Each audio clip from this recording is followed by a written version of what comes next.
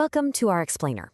Today, we're diving into an incredible story, one that really shows how a single person's deep personal crisis can literally explode and reshape the entire world. It's a wild ride through faith, rebellion, and consequences that, believe it or not, we're still feeling today. So, this is the big question we're tackling.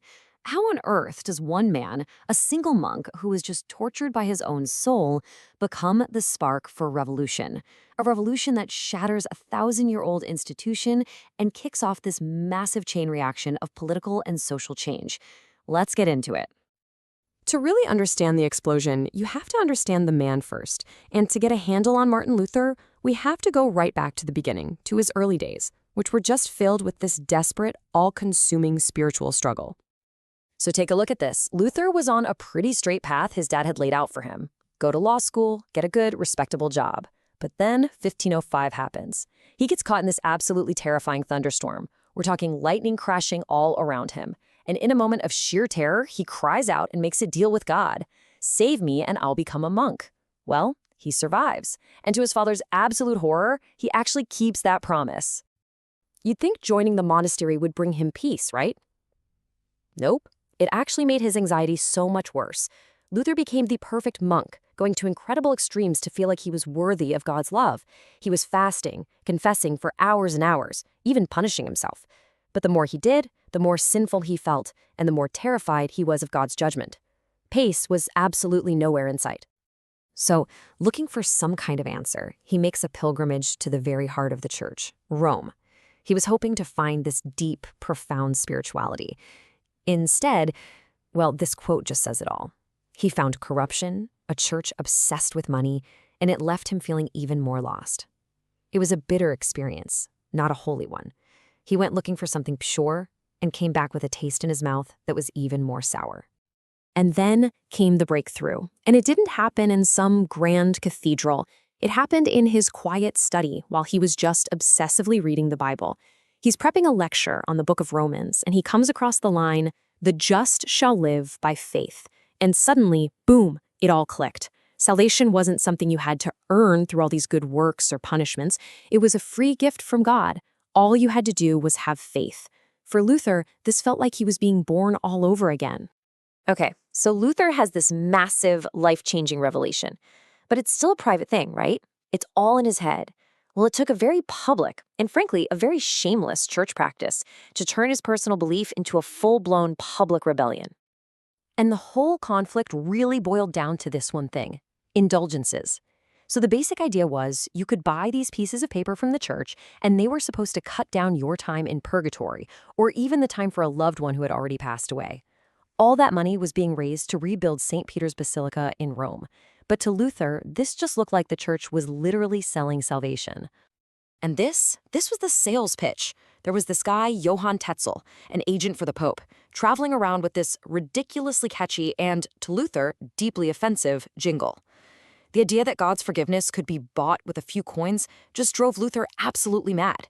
It completely contradicted his huge revelation about salvation coming from faith alone. 95. That's it. That's the number that basically lit the fuse. 95 arguments, 95 points of debate against the whole practice of selling indulgences.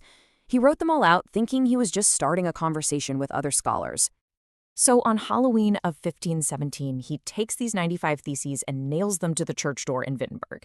Now, he thought he was just inviting other professors to a debate, but thanks to this brand new technology, the printing press, his arguments went viral. Suddenly, everyone, not just scholars, but regular people all across Germany were reading and debating his ideas. The spark had been lit and the fire was starting to spread. What started out as a theological argument just spiraled out of control really fast. It became this high-stakes showdown. Luther wasn't just questioning a church practice anymore.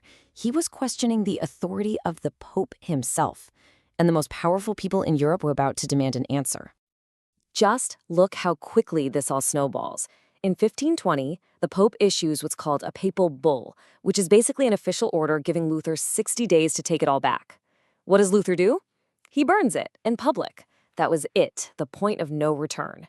So the most powerful man in Europe, the Holy Roman Emperor Charles V, summons him to the city of Worms to answer for everything. I mean, can you just picture the scene? It's one of the great showdowns in history. You've got this lone monk standing in front of the emperor and all the powerful princes and bishops of the empire. They put a pile of his own books in front of him, and they ask him one simple, but absolutely monumental question. Will you recant? Will you take it all back? And this was his answer. He basically said, unless you can prove me wrong using the Bible, my conscience is bound to the word of God. I cannot and I will not take anything back. And then he says these famous, immortal words, "Here I stand. I can do no other. God help me." It was just an unbelievable act of defiance. So Luther walks out of Worms a condemned heretic, an outlaw. By all rights, he should have been caught, arrested, and executed. But his story, well, it was far from over. His stand didn't end the fight. It started the Reformation for real, and created a brand new and, honestly, a very complicated world. As an outlaw, Luther should have been a dead man, but on his way home, he gets kidnapped. It was actually a setup staged by his protector to keep him safe. He was hidden away in Wartburg Castle, but he didn't just sit around. He used that time to start another, quieter revolution. He translated the New Testament into German. This was huge. He took the Bible out of the hands of priests and put it right into the hands of ordinary people, in their own language, for the first time ever. And this is where his legacy gets really complex, right? On one hand, he's a hero to so many. He's the guy who stood up for individual conscience, who put the Bible in everyone's hands. But on the other hand, he's a deeply controversial figure.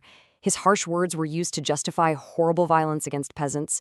He wrote some viciously anti-Semitic things later in his life, and his actions kicked off a century of bloody religious wars all over Europe.